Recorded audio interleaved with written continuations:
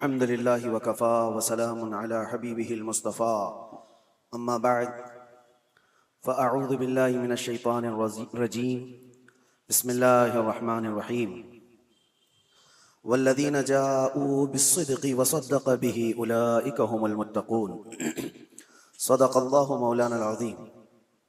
بارگاہ رسالت میں آپ صلی اللہ تعالی علیہ وسلم میں درود پاک کا ہدیہ پیش کریں۔ اللهم صل على سيدنا محمد معدن الجود والكرم وآله وأصحابه الكرام وابنه الكريم وبارك وسلم صلاة دائمة سرمدا أبدا۔ اسلام میں ایمان کسے کہتے ہیں؟ ایک سب سے بڑا حصہ ایمان کا دل سے تصدیق کرنا، دل سے ماننا، یہی ایمان ہے، یقین کرنا۔ باقی جو اعمال ہیں، نماز، روزہ، حج، زکوٰۃ، یہ سب یہ اسلام ہے، لیکن ایمان کا تعلق دل سے ہے، قلب سے ایمان کا تعلق ہے، اور اسلام ظاہری اعمال میں ہے۔ تو ایمان اور اسلام کو تھوڑا بہت فرق آپ نے محسوس کیا ہوگا، قرآن پاک میں بھی موجود ہے۔ تو تصدیق کرنا یعنی کسی چیز کو دل سے ایکسیپٹ کرنا، یہ ایمان ہے، اور اس کے بعد جو معنی ہے اس پر عمل کر کے دکھانا، یہ اسلام ہے۔ بغیر دونوں کے آپ کا دین مکمل نہیں ہے۔ بہت سارے لوگ ظاہری طور پر مسلمان تو ہو سکتے ہیں لیکن مومن نہیں ہو سکتے، مطلب ایمان نہیں ہے، مسلمان دکھ رہے ہیں، یہ بہت بڑی بات ہے۔ اور قرآن پاک میں اللہ تعالیٰ فرماتا ہے قالت الاعراب آمنا ولیکن قولوا اسلمنا۔ اللہ تعالیٰ فرماتا ہے اعرابی کچھ لوگ یہ کہتے ہیں کہ ہم ایمان لائے، اللہ فرماتا ہے نہیں، بلکہ یوں کہو ہم اسلام لائے۔ ایمان اور چیز ہے اور اسلام اور ہے، اور دونوں کی تکمیل کے بعد وہ اس کا دین مکمل ہے۔ اب میں آپ کو سب سے پہلی چیز بتاتا ہوں، تصدیق، دل کی تصدیق کیا ہے۔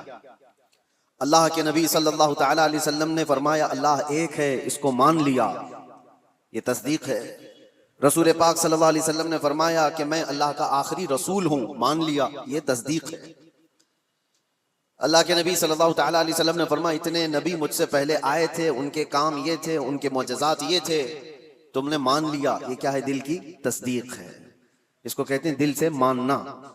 اور دل سے ماننے کے لیے ایک بات اور میں آپ کو بتا دوں کہ دماغ کی ضرورت نہیں ہے کہ جو چیز ہماری سمجھ میں آئے وہی ماننا ہے، اور جو چیز نہ سمجھ میں آئے وہ نہیں ماننا، ایسا نہیں۔ ایمان اس کو نہیں کہتے۔ یعنی اگر تم یہ سوچو کہ جو چیز میرے سامنے مجھے لاجیکلی نہیں لگتی میں اس کو ایکسیپٹ نہیں کرتا، اگر اس طرح کی بات کہتے ہو تو تم دل سے ماننے والے ہو ہی نہیں، تم دماغ سے پڑھنے والے ہو۔ اور ایمان قلب سے تعلق رکھتا ہے۔ مثال کے طور پر اللہ کے نبی صلی اللہ تعالی علیہ وسلم نے ارشاد فرمایا رات کے ایک چھوٹے سے حصے میں مسجد حرم سے مسجد اقصیٰ گیا، بیت المقدس گیا، اور اس کے بعد پھر آسمانوں کا سفر کیا، اور پھر لوٹ کر کے آیا پل بھر میں، زنجیر بھی ہلتی رہی، بستر بھی رہا گرم، تا عرش گئے پھر آئے محمد صلی اللہ علیہ وسلم۔ اب کوئی انسان یہ کہے یہ لاجیکلی نہیں سمجھ میں آتا، اتنے شارٹ ٹائم میں یہ سفر کیسے ہو سکتا ہے؟ تو تم دماغ کی یہاں پر سوچیں دوڑا رہے ہو، دماغ کے گھوڑے دوڑا رہے ہو۔ لیکن تصدیق کسے کہتے ہیں؟ آؤ میں آپ کو بتاؤ۔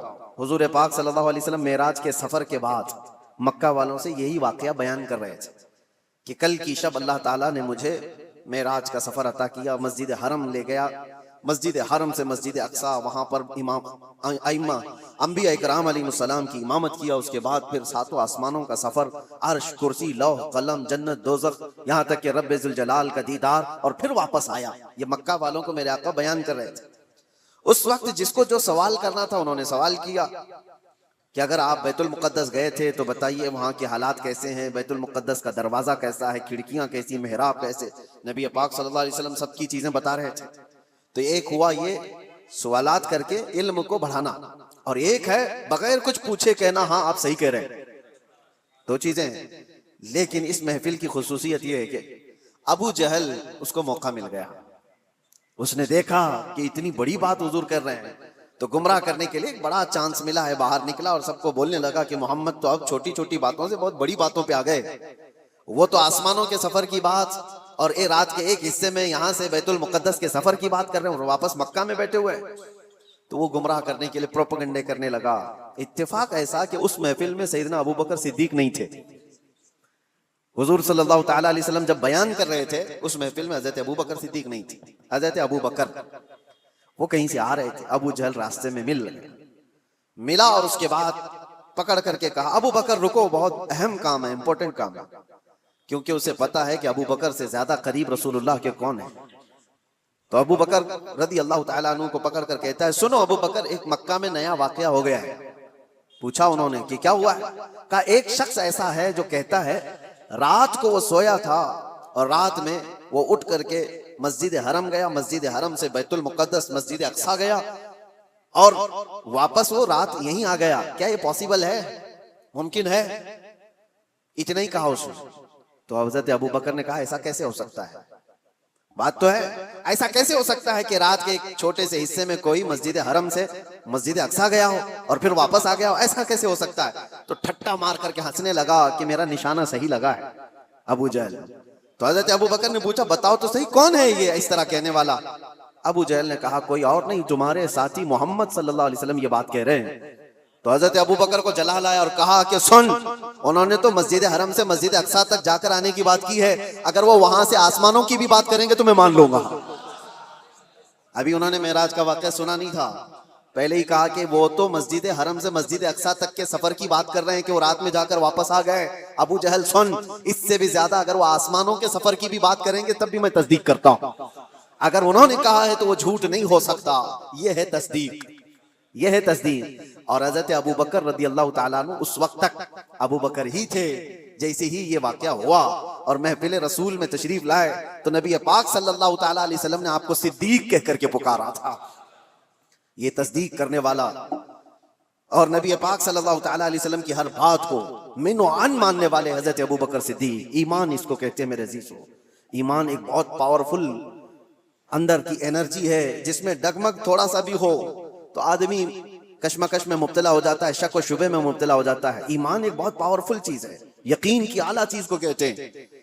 اب مثال کے طور پر اللہ تبارک و تعالی موت کے بعد ہمیں دوبارہ اٹھائے گا قیامت کے دن، اس پر یقین ہونا یہ ایمان کا حصہ ہے. ایسا یقین ہونا چاہیے کہ آپ کے اندر ذرا برابر بھی شک و شبہ نہ ہو. کیسے اٹھائے گا؟ کیسے ہو سکتا ہے؟ جل گئے، مر گئے، کٹ گئے، شیر کھا لیا، پانی میں ڈوب گیا، آگ میں جل گیا، کیسے اس کو اٹھایا جائے گا؟ رب تعالیٰ نے قرآن میں مثالوں کے ذریعے سے ہمیں بتایا ہے کہ وہ رب العالمین جو پانی کے ایک قطرے سے تمہیں پیدا کر سکتا ہے، تمہارے ختم ہونے کے بعد وہ دوبارہ کیوں نہیں اٹھا سکتا؟ ایک نطفے سے جو انسان کی شکل تمہیں دے سکتا ہے وہ تمہاری راکھ سے دوبارہ کیوں نہیں اٹھائے گا؟ تم ہوا میں تحلیل ہو جاؤ. تو یقین ایک اعلیٰ چیز ہے. حضرت ابو بکر صدیق رضی اللہ تعالیٰ عنہ کی ذات سے ہمیں یہ چیز ملتی ہے، یقین ہو تو ایسا ہو. اور دوسری ایک اور مثال میں آپ کو دیتا ہوں.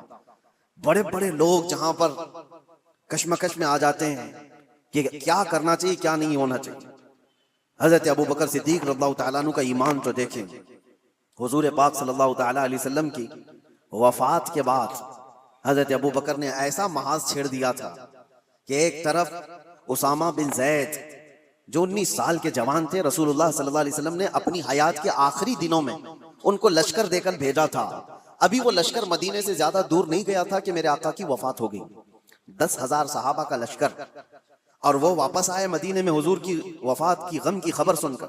یہ بات حضور کی وفات ہوتے ہی چند دنوں کے بعد ایک فتنہ اور پھیل گیا کہ ایک دوسرا شخص مسیلمہ کذاب، اس نے اپنے نبی ہونے کا دعویٰ کر دیا.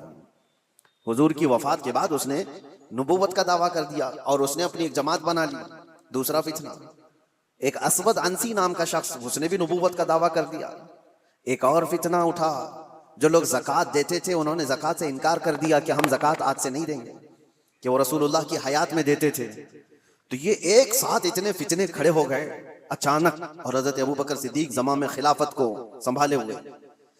تو آپ نے اسامہ بن زید سے کہا جو رسول اللہ نے تمہیں جہاں بھیجا ہے نکل جاؤ لشکر دے کر. جو صحابہ، تو حضرت عمر نے کہا روک کر کے کہ ابھی مدینے میں ضرورت ہے، اتنے فتنے ہیں، آپ اس لشکر کو روک لیجئے، اتنے 10 صحابہ سب چلے جائیں گے جنگ میں، کیا ہوگا؟ حضرت ابو بکر نے کہا قسم رب ذوالجلال کی، جس فیصلے کو میرے رسول نے نافذ کیا میں ابو بکر ہوتا کون ہوں اس کو واپس لینے والا. اللہ کے نبی صلی اللہ علیہ وسلم نے اس لشکر کو روانہ کیا ہے، میں اس کو واپس نہیں، ان کو سوار کیا اور پورے لشکر کو روانہ کیا۔ پھر پوچھا حضرت عمر نے باقی ان لوگوں کا کیا ہوگا؟ یہ مسیلمہ کذاب ہے، اسود عنسی ہے، یہ منکرین زکوٰۃ ہیں، ان کا کیا ہوگا؟ حضرت ابو بکر نے کہا مدینے کے جتنے لوگ ہیں سب جمع ہو۔ چھوٹی سی ایک فوج مسیلمہ کذاب کے خلاف بھی، اسود عنسی کے خلاف بھی بھیجا، اور اس کے بعد پھر زکوٰۃ کے منکرین ان کے پاس بھی تقاضا کرنے کے لیے۔ تو حضرت عمر نے کہا ایک ساتھ اتنے سارے محاذات پر کیسے آپ لڑو گے؟ تو حضرت ابو بکر صدیق اس وقت کیا کہتے ہیں سنو، آپ نے کہا اے عمر، اسلام لانے سے پہلے جو تمہارے اندر جلال تھا وہ کہاں چلا گیا؟ جو جوانی کے جوہر تھے تمہارے وہ کہاں چلے گئے؟ یہ کیسی بات کر رہے ہو؟ اللہ کی قسم مدینے والوں کے چھیتڑے اڑ جائیں تب بھی میں خاموش نہیں بیٹھوں گا، کیونکہ میرے رسول کے دین کا مسئلہ ہے۔ اور سب کو نافذ کیا اور اللہ نے ہر جگہ فتح مبین عطا فرمائے۔ جتنے محاذ ایمان ایسا قوی تھا کہ آپ کو اللہ کی ذات پر ایسا بھروسہ۔ ایک اور مثال میں آپ کو بتاتا ہوں، بہت ایسا وقت آ جاتا ہے ڈیسیجن لینا بہت مشکل ہو جاتا ہے زندگیوں میں، لیکن فرمان رسول جہاں نظر آئے اے مسلمانوں اپنی ساری چیزیں چھوڑ دو اس کے سامنے۔ میرے آقا نے فرمایا کئی مسئلے ہمارے پاس آتے ہیں، پراپرٹی کے جھگڑے، ابھی کچھ کل ہی کی بات ہے، ہم وراثت کے مسئلے لکھ کر کے دے رہے سامنے والے، تو ان کا جو ایکسپیکٹیشن تھا کہ ان بہنوں کو نہیں ملنا چاہیے، ان کو تو شادیوں میں دیا گیا تھا۔ ہم نے کہا اللہ کے نبی کی شریعت یہ ہے، قرآن میں اللہ نے یہ فرمایا، تو انہوں نے اس کو لپیٹ کے رکھ دیا اور کہا کورٹ سے دیکھ لیا جائے گا۔ میرے عزیزوں، کیا یہ ایمان ہے؟ تمہیں میں رسول اللہ کا فرمان بتا رہا ہوں، نبی نے یہ فرمایا ہے، ہونا تو یہ چاہیے کہ اپنی زندگی کی ہر شے فرمان رسول پر چھوڑ دو۔ صرف دولت اور جائیداد کے نام پر اس پر قابض ہونے کے لیے لوگ اپنی شریعت سے بھی دور ہو جاتے ہیں۔ حضور کے فرمان کو پیٹ پیچھے ڈال دیا، قرآن کے حکم کو سنا سنا کر کے بھی ہم ان کو بتائیں تب بھی چھوڑ دیا۔ آخرت کا خوف جسے نہیں ہے وہ تو یہاں ہر حلال و حرام کھا جائے گا۔ ایک بات یاد رکھو، ایک بالشت زمین اگر کسی کی قبضہ کیا ہے، حضور صلی اللہ علیہ وسلم فرماتے ہیں 7 زمینوں کا طوق بنا کر قیامت کے دن اس کے گلے میں ڈالا جائے گا، وہ اٹھ نہیں پا رہا ہوگا اس دن 50,000 سال کے برابر کا ایک دن قیامت کا۔ اس دن کے عذاب سے ڈرو۔ میں کہنا یہ چاہتا ہوں کہ جب تمہارے سامنے رسول اللہ کی حدیث آ جائے کہ میرے آقا نے یہ فرمایا، اپنی خواہشات چھوڑ دو، اپنی جو بھی ایکسپیکٹیشن ہے اس کو ختم کر دو۔ نہیں، میرے آقا نے فرمایا، ختم ہے بات۔ ایمان اسی کو کہتے ہیں۔ میں بتا رہا تھا سیدنا ابو بکر صدیق کے بارے میں، حدیبیہ کا موقع ہے، نبی پاک صلی اللہ علیہ وسلم 1400 صحابہ کو لے کر مدینے سے نکلے مکہ عمرہ کرنے کے لیے، لیکن حالات ایسے تھے کہ مکہ والے عمرہ کرنے نہیں دے رہے تھے، روک دیا 35 کلومیٹر دور، مکہ سے دور، کہ آپ لوگ عمرہ نہیں کر سکتے، اور جنگ کرنے پر تلے ہوئے تھے مکہ والے۔ اس وقت تھوڑا طاقت میں تھے۔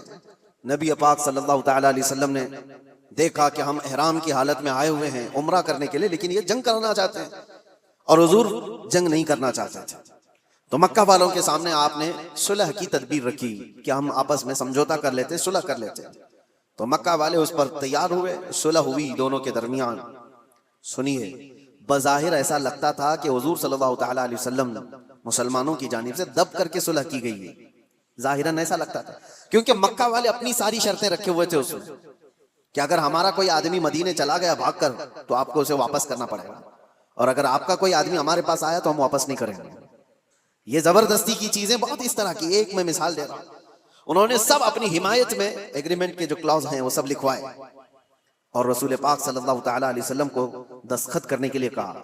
آپ کو میں بتا رہا ہوں کہ اس وقت نبی پاک صلی اللہ تعالی علیہ وسلم دستخط کر رہے تھے تو صحابہ کرام کے دلوں میں بات کیا تھی؟ سب یہ دیکھ رہے تھے کہ یہ مکہ والے کیسے ہم کو جھکا رہے ہیں، ہم تو جنگ بھی کر سکتے ہیں، جب ہم 313 تھے تب نہیں ڈرے، آج 1400 کی تعداد میں 313 نکلے تھے بدر میں، اور یہ 6 ہجری کے بعد کی بات ہے۔ جنگ بدر تو 2 ہجری میں ہو گئی تھی، 4 سال کا جنگوں کا انوبھو بھی تھا، تجربہ بھی تھا۔ صحابہ کہتے ہیں نہیں ہم لڑ لیں گے ان سے اور مکہ میں جا کر عمرہ کریں گے، کون روک سکتا ہے؟ لیکن حضور فرما رہے تھے نہیں، صلح کرنا ہے۔ صحابہ میں یہ بات پھیلی کہ جنگ کرنا ہے، جنگ کرنا ہے، لیکن کوئی بھی حضور کی بارگاہ میں بولنے کی ہمت کیسے کرے؟ اللہ کے نبی تو یہ جو عقد ہے، یہ ایگریمنٹ ہے، اس پر سائن بھی کر رہے ہیں۔ تو اس کے بعد اب جو بات مجھے عرض کرنی ہے اس حدیبیہ کے موقع پر وہ میں بتاتا ہوں۔ حضرت عمر صحابہ کے پاس جا جا کر کے کہہ رہے تھے کہ چلو بولتے ہیں رسول اللہ کی بارگاہ میں کہ آپ جنگ کی اجازت دیں ہمیں، ہم ان کے پرخچے اڑا دیں گے، ان کے ساتھ ایسی جنگ کریں گے کہ یہ ہمیشہ یاد رکھیں گے کہ اللہ کے گھر سے ہم کو روکا ہے، آج ہم طاقت میں۔ حضرت عمر کے اس بات پر صحابہ جمع بھی ہو رہے تھے۔ پھر آخر میں حضرت عمر کہاں آئے؟ حضرت ابو بکر کے پاس۔ حضرت ابو بکر بھی خاموش بیٹھے ہوئے تھے کہ رسول اللہ نے فیصلہ لے لیا ہے تو اب کیا ہے۔ صحابہ نافرمانی نہیں کر رہے تھے بلکہ وہ انتظار کر رہے تھے شاید وہی آ جائے گی اور حکم بدل جائے گا، اللہ کی طرف سے کوئی حکم آ جائے کہ جنگ کرو، ہم کریں گے، اس انتظار میں صحابہ تھے۔ پھر حضرت عمر جاتے ہیں کہاں پر؟ حضرت ابو بکر کے پاس۔ حضرت ابو بکر سے کہتے ہیں ابو بکر نہیں دیکھ رہے تم حالات کیسے ہو گئے؟ مکہ والے ہم پر حاوی ہوتے جا رہے ہیں، غلبہ پا چکے ہیں اور ہمیں جھکا کر کے صلح کرا رہے ہیں، اور رسول اللہ صلی اللہ علیہ وسلم ایسے وقت ان کے ساتھ صلح کی دستخط کر رہے ہیں۔ ابو بکر چلو آپ کی بات رسول اللہ ٹالتے نہیں۔ تو یہ بولے جا رہے تھے حضرت ابو بکر سنتے رہے۔ اس کے بعد جانتے ہو حضرت ابو بکر پلٹتے ہیں اور اتنے جلال کے ساتھ حضرت عمر کے کندھوں کو پکڑ کر جھجھوڑ دیا اور کہا الزم غرضک یا عمر، اے عمر ہوش میں رہ کر کے بات کرو، تم کس کے لیے بات کر رہے ہو؟ وہ اللہ کے رسول ہیں، انہوں نے جو فیصلہ لے لیا دنیا ٹل جائے ابو بکر اس کے خلاف نہیں جا سکتا۔ سارے صحابہ کے دلوں میں بات یہ تھی کہ جنگ کی اجازت مل جائے، جنگ کی اجازت۔ حضرت ابو بکر کا جلال یہ تھا کہ عمر جو رسول اللہ فیصلہ لے رہے ہیں وہ اللہ کے نبی ہیں، آگے کا دیکھ کر کے فیصلہ لے رہے ہیں، اس کے خلاف نہیں جا سکتے۔ حضرت عمر کہتے ہیں اس وقت میں جوش میں یہ سب چیزیں کر رہا تھا، لیکن ابو بکر کی شکل دیکھ کر کے پھر مجھے اندازہ ہو گیا ایمان کسے کہتے ہیں، ایمان کسے کہتے ہیں۔ نبی پاک صلی اللہ تعالی علیہ وسلم نے جو فرما دیا اس کے بعد پھر ٹس سے مس نہ ہونا یہ ایمان کی علامت ہے۔ حضرت عمر توبہ کر گئے، پیچھے ہٹ گئے۔ ایسا نہیں ہے کہ جا کر کے پھر صحابہ کو انہوں نے جمع کیا اور حضرت ابو بکر کی بھی بات ٹال دی، نہیں، انہیں احساس ہوا کہ حضرت ابو بکر نے اس دن جو فیصلہ لیا ہے وہ رسول اللہ کی بات پر لیا، اور پھر دیکھا بھی سارے صحابہ نے صلح تو ہوئی تھی، 1 سال یہ ایگریمنٹ مکہ والے چلا نہیں سکے۔ دوسرے سال میرے آقا صلی اللہ تعالی علیہ وسلم 10,000 صحابہ کو لے کر مکہ تشریف لائے تھے، اور بغیر جنگ و جدال اور قتل و قتال کے مکہ فتح ہو چکا تھا، اور اس دن جو مکہ فتح ہوا آج تک اس کی روشنی اور اس کی برکتیں مکہ میں موجود ہیں۔ 1 سال پہلے صلح پر حضور نے جو دستخط کی تھی اس کا اثر آج تک بھی ہے۔ تو حضرت ابو بکر صدیق کا وہ ایمان تھا کہ نبی پاک صلی اللہ تعالی علیہ وسلم کے فرمان کے بعد پھر کوئی چیز نہیں۔ آج کیا ہمارے اندر ایمان کا وہ حصہ ہے؟ کیا ہم ویسی تصدیق کرتے ہیں کہ حضور نے جو فرما دیا وہ حق ہے؟ لوگ آج سائنس سے کمپیئر کر کے دیکھنا چاہتے ہیں، ہاں سائنس آ گیا ہے تو اب ایک نئی چیز یہ بھی چل پڑی ہے نا کہ ہر چیز کو سائنس سے دیکھا جائے۔ سائنس یہ کہہ رہا ہے تو میرے نبی نے 1400 سال پہلے کیا، ارے ہمارے نبی کے فرمان کو صحیح کرنے کے لیے سائنس جیسی 1000 چیزیں آئیں، اس کی کوئی حاجت نہیں۔ سائنس کی تھیوریاں ہر نئے سال میں بدلتی رہتی ہیں۔ ڈاروین نے پہلے کیا کہا تھا؟ انسان بندروں کی اولاد ہے، بندروں سے یہ ارتقاء یعنی ڈیولپ ہوتے ہوتے پھر انسان بن گیا۔ اس کے بعد اس نظریے کو، اس فارمولے کو رد کر دیا گیا 100 سال بعد۔ اس کے بعد پھر کئی سائنٹسٹ ایسے آئے جنہوں نے ایک تھیوری پیش کی، اس کو بعد میں چل کر کے ختم کر دیا گیا، اس کے خلاف دوسرے سائنسدان کی تھیوری قبول کر لی گئی۔ یہ تو سائنس میں چلتا رہے گا۔ میرے نبی پاک صلی اللہ تعالی علیہ وسلم کے فرمان کو اگر بظاہر آج سائنس ایکسپٹ نہیں کرتا تو میرا تو یقین ہے کہ کل کو جب یہ اور ترقی کرے گا اسے سمجھ میں آ جائے گی میرے نبی کا فرمان یہ حق تھا۔ ابھی کل ہی کچھ پرسوں کی بات ہے، کچھ نوجوان پڑھے لکھے وہ کہہ رہے تھے کہ زمین ساکن ہے یا حرکت کر رہی ہے، روٹیشن میں ہے۔ سائنس تو یہی کہتا ہے کہ زمین روٹیشن میں ہے، خود اپنے اطراف گھومتی ہے تو 24 گھنٹے ہوتے ہیں، اور سورج کے اطراف پورا چکر لگاتی ہے تو 365 دن ہو جاتے ہیں۔ یہ سائنس کی ایک تھیوری ہے، ارتھ روٹیشن۔ اس نظریے کو ابھی تک تو سائنس لے کر کے چل رہا ہے، اور نوجوانوں نے ہم سے کہا تھا کہ قرآن میں اور حدیث میں کیا ہے اس کے سلسلے میں۔ اعلیٰ حضرت امام اہل سنت فاضل بریلوی رحمۃ اللہ تعالی علیہ نے اس کے خلاف میں لکھا ہے، اور کتاب ہے پوری الفوز المبین در رد حرکت زمین۔ زمین حرکت نہیں کر رہی ہے، زمین اپنی جگہ پر ہے، سورج نکلتا ہے اور ڈوبتا ہے۔ قرآن میں اللہ نے فرمایا کہ سورج مشرق سے نکلتا ہے مغرب میں ڈوبتا ہے۔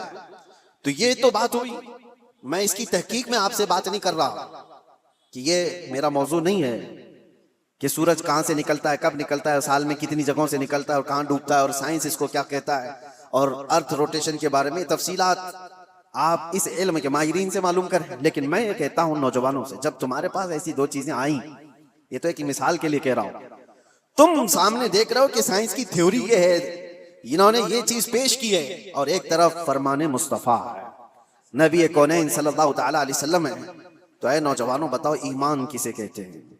حضور پاک کی بات کو آنکھ بند کر تسلیم کر لینا، یہ اس یقین کا نام ایمان ہے، یہ ایمان ہے۔ آپ کو پتا ہے یہ ترقیاں تو بہت بعد میں ہوتی آئیں، تو صحابہ کیسے ایمان لائے؟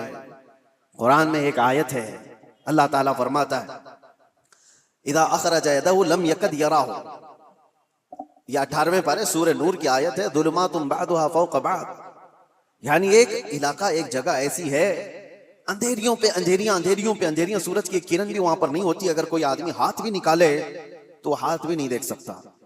لیکن 18ویں صدی کے بعد ایک ایسا شخص جس نے اوشین کا، سمندر کا سفر کیا، اس نے سمندروں کے بیچ میں ایک جگہ ایسی پائی جہاں پر بہت گھٹا ٹوپ اندھیری، اتنا اندھیرا ہے کہ ہاتھ بھی نہیں دکھتا۔ اس نے اپنے سفر کے بعد آ کر یہ واقعہ بیان کیا، میں نے دنیا میں ایک ایسی جگہ دیکھی جہاں مکمل طور پر اندھیرا ہے، ایسا اندھیرا کہ وہاں کوئی شے کی اجالا بالکل بھی نہیں ہے۔ تو اس کو کسی عالم نے کہا یہ تو قرآن میں اللہ کے نبی صلی اللہ تعالی علیہ وسلم نے جو آیت پڑھی ہے، اللہ کا حکم بیان کیا، یہ موجود ہے۔ اب سنیے، اس سائنٹسٹ نے پوچھا اچھا یہ تو 18ویں صدی کی ترقیاتی زمانے میں نے یہ انکشاف کیا ہے، ایکسپلور کیا ہے، یہ بات پہلے سے کیسے آ سکتی ہے؟ اس نے پوچھا ہو سکتا ہے محمد صلی اللہ تعالی علیہ وسلم سمندروں کا زیادہ سفر کرتے ہوں گے، کبھی اس سفر کے دوران انہوں نے بھی دیکھ لیا ہوگا آج سے 1400 سال پہلے، اور انہوں نے بیان کر دیا ہوگا قرآن میں۔ تو حیرت کی بات ہے میرے عزیزو، مفسرین نے اس سے بتایا کہ تعجب کی بات یہ ہے میرے عزیز، میرے نبی صلی اللہ تعالی علیہ وسلم کی عمر مبارک 63 سال کی تھی ظاہری، اور پورے 63 سال کی ظاہری عمر میں ایک بار بھی حضور سمندر کے پاس نہیں گئے، سفر تو دور کی بات ہے، سمندر پر نہیں گئے حضور، اور سمندروں کے بیچوں بیچ موجود چیز کی خبر دے رہے ہیں۔ اس نے کہا تب پھر ایسی خبر دینے والا یہ انسانی خبر دینے والا نہیں ہے، یہ تو پھر اسی کی خبر ہوگی جس نے یہ پیدا کیا، یہ خالق کائنات کی خبر ہے۔ عزیزان گرامی، میں یہ باتیں اس لیے عرض کر رہا ہوں کہ ایمان صحابہ کرام کا ایسا تھا کہ اللہ کے نبی صلی اللہ تعالی علیہ وسلم نے فرما دیا، مان لیا کہ ہاں، حضور نے فرمایا سب سے پہلے روئے زمین پر آنے والے کون؟ آدم علیہ السلام۔ دیکھا کسی نے نہیں، سارے نے مان لیا کہ ہاں آدم علیہ السلام آئے تھے، ان کی بیوی حضرت حوا تھی، ان کے بعد انبیاء کا سلسلہ آیا، حضرت شیس علیہ السلام، حضرت نوح علیہ السلام، حضرت ادریس علیہ السلام، حضرت ابراہیم، حضرت اسماعیل، حتیٰ کہ پچھلے زمانے کے بہت پیچیدہ مسئلے تھے جو لا ینحل جس کو کہتے ہیں، مطلب حل نہیں ہونے والے، 550 سال تک یہودی اور عیسائی جنگ کرتے تھے۔ کس بات پہ پتہ ہے؟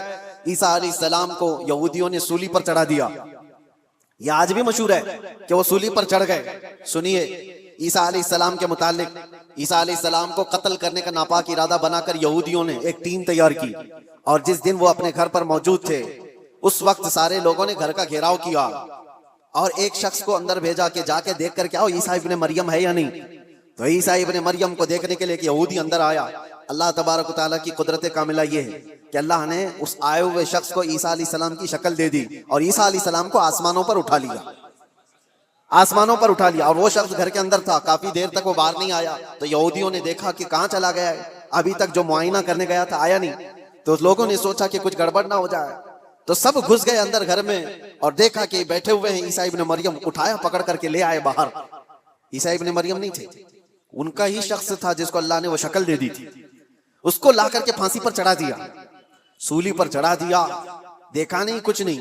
اس کے بعد پھر فکر میں مبتلا ہو گئے ہمارا آدمی کہاں گیا ہے جو اندر دیکھنے گیا تھا۔ تو اصل بات یہ تھی کہ اس کے دھڑ کا نچلا حصہ اس کا اصلی والا ہی حصہ نظر آ رہا تھا جو شخص اندر گیا تھا۔ تو کچھ یہودیوں نے کہا یہ تو ہمارا ہی آدمی ہے۔ تو لوگوں نے پھر اختلاف یہ کیا کہ اگر یہ ہمارا آدمی ہے تو عیسیٰ ابن مریم کہاں گئے، وہ کہاں چلے گئے؟ تو بعض نے کہا یہ دیکھو اوپر کی شکل تو عیسیٰ ابن مریم کی دکھتی ہے۔ اس شک کی زندگی میں ان کے 550 سال گزر گئے، 550 سال۔ یہودی یہ کہتے تھے، عیسائی یہ کہتے تھے، یہودی یہ کہتے تھے، عیسائی یہ کہتے تھے۔ ان اختلافات کو ختم کرنے کے لیے اگر کوئی ذات آئی تو محمد الرسول اللہ کی۔ میرے آقا صلی اللہ تعالی علیہ وسلم جب تشریف لائے تو پھر آپ نے کیا فرمایا؟ قرآن کی آیت اتری وما قتلوہ وما صلبوہ ولکن شبہ لہم، اللہ نے فرمایا نہ انہوں نے عیسیٰ ابن مریم کو قتل کیا ہے نہ سولی پر چڑھایا، بلکہ اللہ تعالیٰ نے ان کی شباہت، ان کی شکل دوسرے کو دے دی تھی، اور اللہ نے ولکن رفعہ اللہ الیہ، اللہ نے عیسیٰ ابن مریم کو آسمانوں پر اٹھا لیا ہے۔ یہ عقدہ حل کسی نے کیا ہے تو میرے مصطفیٰ نے۔ دنیا بھر کے عیسائیوں کو بھی احسان ماننا چاہیے قرآن کا، جو ایسی گتھی ہے، کیونکہ عیسیٰ علیہ السلام کے بعد پھر کوئی نبی آیا نہیں جو بتا سکے۔ کون بتائے گا کہ کیا ہوا تھا کیا نہیں؟ تو حضرت عیسیٰ علیہ السلام کے اس مسئلے کو رسول اللہ نے بیان فرمایا، اور سارے صحابہ نے اس پر کبھی چونچرا کیا، سب نے من وان تسلیم کیا۔ بہت سارے عیسائیت سے ایمان لائے ہوئے بھی، یہودیت سے ایمان لائے ہوئے بھی صحابہ موجود ہیں، سبوں نے میرے آقا کی بات پر، فرمان پر یقین کر لیا۔ آج اس بات کی ضرورت ہے۔ اب میں تصدیق کے بعد جو دوسرا سٹیپ آتا ہے اس سے میں کہتا ہوں، یہ بھی ضروری نہیں کہ آپ نے مان لیا کہ میرے نبی حق پر ہیں، میرے نبی کا ہر فرمان حق ہے، اللہ کے رسول جو فرما دے وہ 100% ساری چیزیں سچ ہیں۔ مان لینے کا مطلب بھی نہیں ہے، ایمان تو مان لینے کا مطلب ہو گیا، لیکن اس کے بعد اسلام کا سٹیپ بھی تو ہے۔ مان تو لیا، اب کر کے بھی تو دکھاؤ۔ مانا ہے تم نے دل سے، اور اس کے بعد اب عمل کر کے دکھاؤ۔ یہ دو حصے ہیں، ایمان ہے اور اسلام ہے۔ ہو سکتا ہے میں آپ کو بلیم نہیں کرتا کہ آپ مومن نہیں ہیں، ہو سکتا ہے ایمان والے ہیں، سب کے دلوں میں یقین 100% موجود ہے، اور اگر وہ یقین ہے تو پھر ظاہر کیوں نہیں ہے، دکھتا کیوں نہیں ہے؟ کچھ وہ ہیں جن کا اسلام دکھتا بہت ہے، کوئی نماز چھوڑتے نہیں، کوئی نماز ان کی نہیں چھوٹتی ہے، تہجد بھی پڑھتے ہیں، سب کچھ کرتے ہیں، دکھ تو بہت رہا ہے، لیکن دل کی بات اگر دیکھی جائے تو حضور کی محبت ہی نہیں ہے، تو یہاں ایمان ہی نہیں، اسلام دکھ رہا ہے۔ اور کچھ وہ ہیں جن کا ایمان تو ہے دل کے اندر، میرے نبی کی محبت بھی ہے، لیکن عمل نہیں دکھتا، اسلام پر نہیں آتے۔ جب یہ دونوں چیزیں کمپلیٹ ہو جائیں تو تمہارا دین مکمل ہے، ورنہ میرے عزیزوں اسی میں رہ جائیں گے۔ اب میں ایمان آنے کے بعد جو سٹیپ ہے، نوجوانوں اس کی ذمہ داری آج کے دور میں ہے تمہارے ساتھ۔ آج کے دور میں تمہیں عمل کے میدان میں وہ دکھانا ہوگا۔ اگر حضور صلی اللہ علیہ وسلم نے فرمایا جھوٹ حرام ہے تو تمہاری زبان پر جھوٹ تو نہ ہے۔ دنیا نے تمہیں جھوٹا کیوں کہہ دیا؟ کچھ لوگ زبان کھولیں تو جھوٹ بولیں، گالی گلوچ۔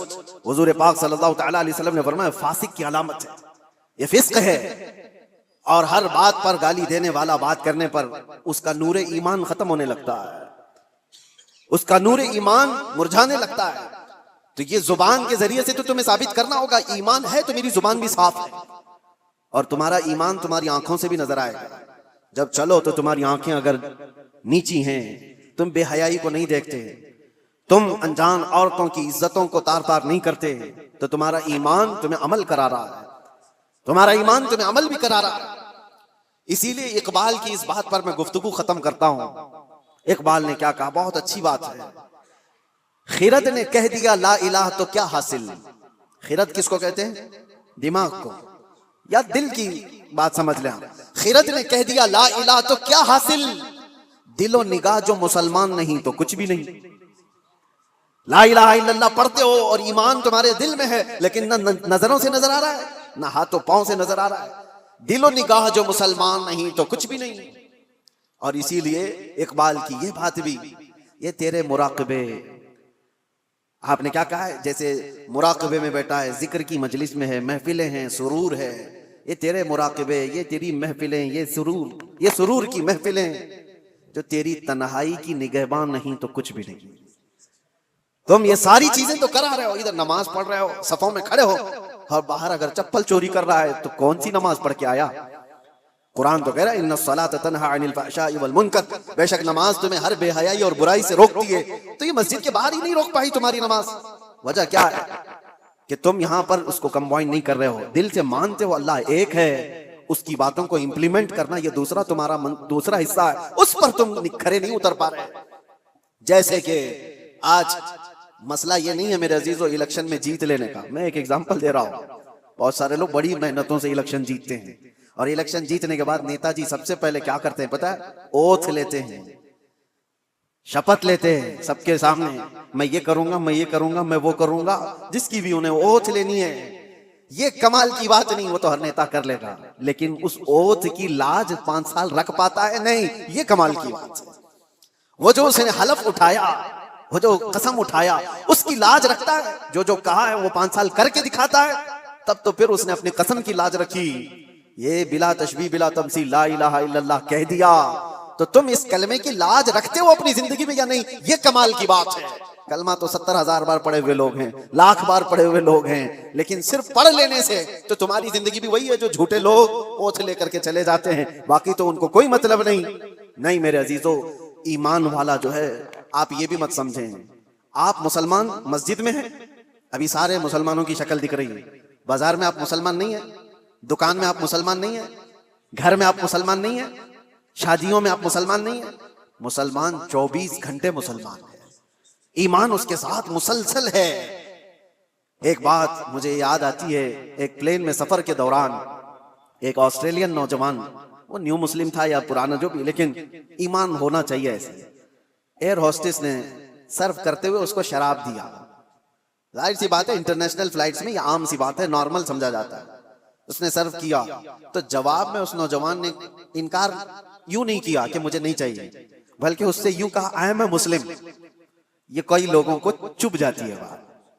اس نے نہیں کہا میں شراب نہیں پیتا مجھے نہیں چاہیے, اس نے جواب میں کہا آئی ایم اے مسلم. اسے پتا چلنا چاہیے شراب اور اسلام اپوزٹ چیز ہے, مجھے ہی نہیں دوبارہ کسی اور کو بھی نہیں دینا. اس نے کہا, اب اس ایئر ہوسٹس نے تڑ کے کہنا شروع کیا کہ یہ کیا بات ہوئی, تم مسلمان ہو, نہیں پینا ہے نہیں پیو, تم یہ کہتے ہو مسلمان ہے. ارے اس میں ہوتا کیا ہے, 8-9 گھنٹے کی فلائٹ ہے, ریلیکس کر سکتا ہے آدمی, دوسرے بھی تو ہیں اس فلائٹ میں بیٹھے ہوئے, وہ تو پی رہے ہیں, تم نے یہ جواب کیوں دیا؟ اس نے بے تکلفی میں بات کرتے ہوئے ایئر ہوسٹس نے کہا, حالانکہ اس کو آرگیو کرنے کا حق نہیں تھا, ایسی ہی اس نے بات کی. تو سنو میرے عزیزو, اس نوجوان نے کہا ٹھیک ہے تم کہتی ہو یہ مجھے پینا چاہیے, تو تم پہلے پائلٹ کو پلاؤ, پائلٹ کو پلا کر کے آؤ. تو اس نے کہا پیتا ہوگا جب لینڈ ہو جائے گی, جب وہ اپنے اسٹیشن پر ہوگا, ابھی تو وہ ڈیوٹی پہ ہے, آن ڈیوٹی ڈرنک الاؤڈ نہیں ہے. اس نوجوان نے کہا میں مسلمان 24 گھنٹے ڈیوٹی پر ہوں, میں اپنی لائف کے ہر حصے میں میرے مصطفیٰ کریم صلی اللہ علیہ وسلم کا وفادار ہوں. یہی بات تو ہے کہ حضرت عبداللہ بن حذافہ ایک صحابی ہیں, ان سے ایک رومی بادشاہ نے کہا تھا ایسا نوجوان مجھے چاہیے, اتنا ٹرین, اتنا یقین والا, اتنا پاورفل. بادشاہ, رومی بادشاہ نے حضرت عبداللہ بن حذافہ سے یہ کہا تو آجا میرے پاس, تجھے میں وزیر بنا لوں گا, اور اگر نہیں تو آدھی سلطنت دے دوں گا, تو آجا میرے پاس, ایسا مجھے ایک نوجوان چاہیے. عبداللہ بن حذافہ نے کیا کہا تھا جانتے ہو؟ کہا بادشاہ سن, تو آدھی سلطنت نہیں, تیری پوری سلطنت, اس کے بعد اور ایک سلطنت, اس کے بعد اور ایک سلطنت, پوری مجھے دے دے, پلک جھپکنے کے برابر بھی میں میرے نبی سے بے وفائی نہیں کر سکتا, ان کے فرمان کے خلاف نہیں جا سکتا, دین چھوڑنا تو دور کی بات, ان سے ایک پلک جھپکنے کے برابر بھی بے وفائی نہیں کر سکتا. یہ ہے ایمان. اللہ ہمیں ایسا ایمان عطا فرمائے. وآخر دعوانا الحمدللہ رب العالمین. السلام علیکم.